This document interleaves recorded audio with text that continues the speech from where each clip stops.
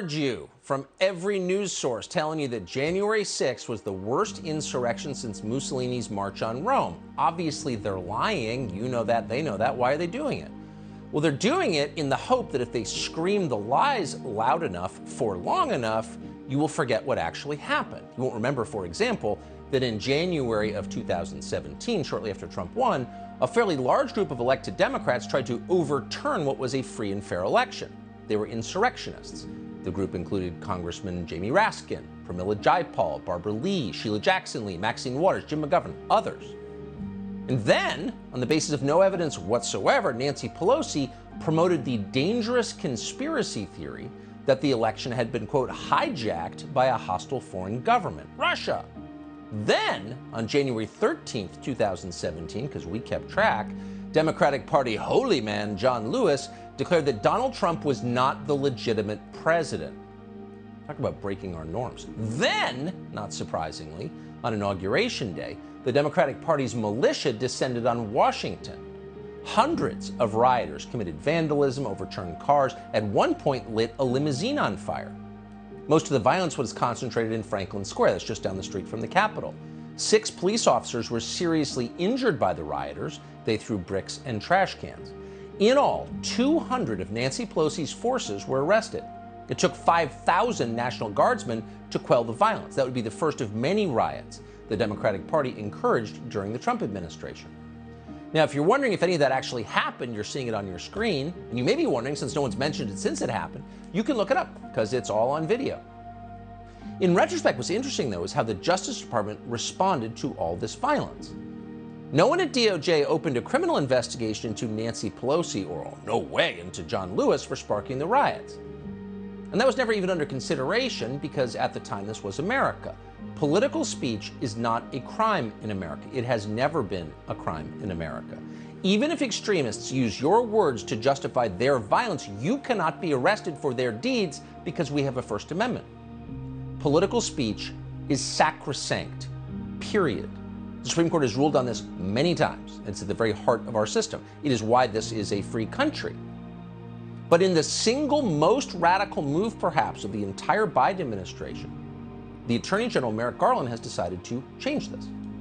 The Washington Post is reporting that the Justice Department is investigating former President Donald Trump as part of a criminal probe into January 6th. Now, that may confuse you since Trump did not commit any act of violence on January 6th. In fact, he publicly urged his voters to, quote, stay peaceful. When they entered the Capitol building, he told them to go home. That's all on public record. But according to Merrick Garland, Donald Trump is still liable for every single one of his supporters' crimes that day. Donald Trump's speech is violence. That's the new rule. Your speech is violence. But here's the thing, that rule applies only to you, to opponents of the Democratic Party. Supporters of the Democratic Party can still say whatever they want.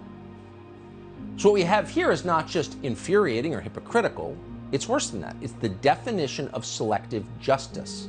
And there's nothing scarier than selective justice, which is no justice at all. And yet suddenly you see evidence of it everywhere. Carry an illegal gun in the Bronx, and the chances are you will not go to jail because you voted for Joe Biden. Keep a deer rifle in your closet in Florida, and Joe Biden will blame you for school shootings. That's how it works. And again, you see it everywhere. At the same moment, DOJ is investigating a former president for saying things Joe Biden didn't like. That same DOJ is apparently hiding evidence of criminal activity by Joe Biden's son, Hunter. The latest evidence comes from Senator Chuck Grassley of Iowa. Grassley's office has received whistleblower complaints from within the FBI. Those complaints reveal efforts to, quote, improperly discredit negative Hunter Biden information as disinformation, thereby causing, quote, investigative activity to cease.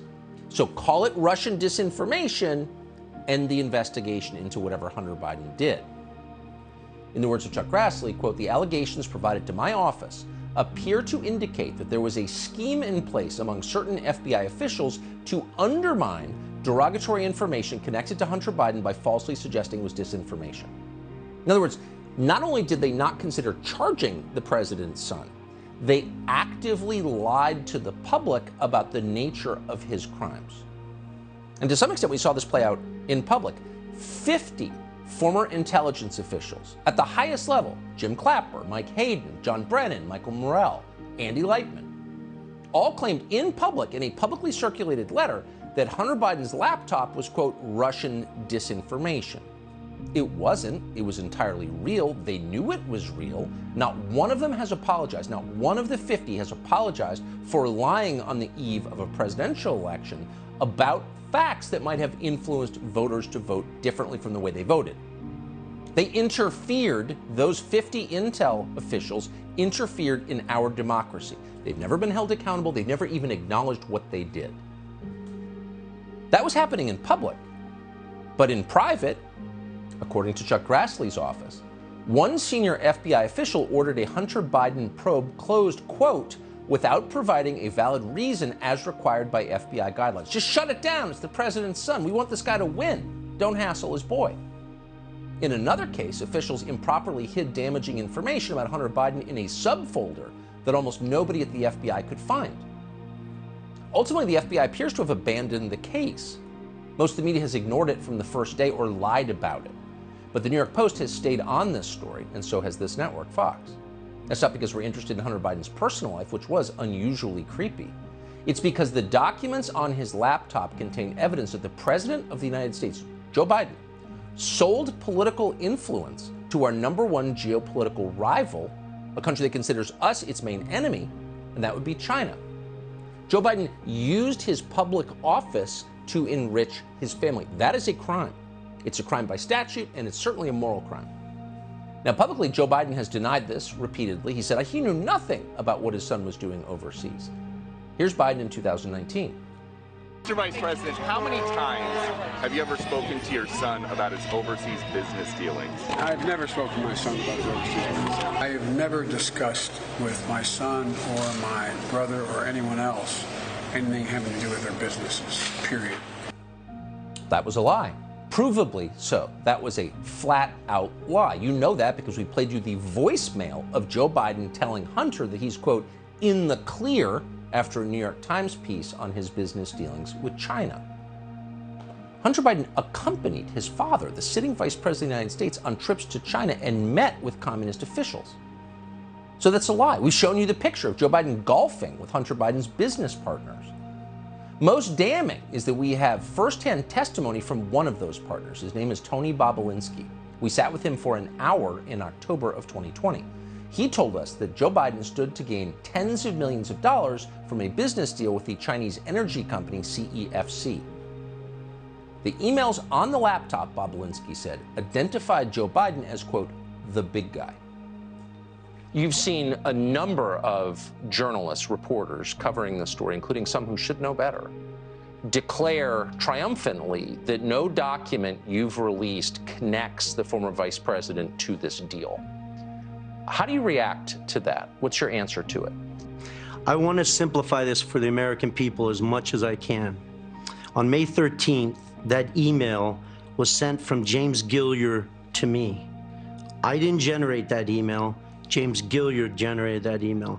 And in that email, James Gilliard goes through intimate detail of what each individual's requests were from a compensation perspective and how the equity in the enterprise would be divvied up. Very important, May 13th, that email was generated by somebody else to me. In that email, there's a statement where they go through the equity. Jim Biden's referenced as 10%, doesn't say Biden, it says Jim. And then it has 10% for the big guy held by H. I 1,000% sit here and know that the big guy is referencing Joe Biden. That's crystal clear to me because I lived it. I met with the former vice president in person multiple times, and I had been meeting and talking with Hunter Biden and Jim Biden and Rob Walker and James Gilliard.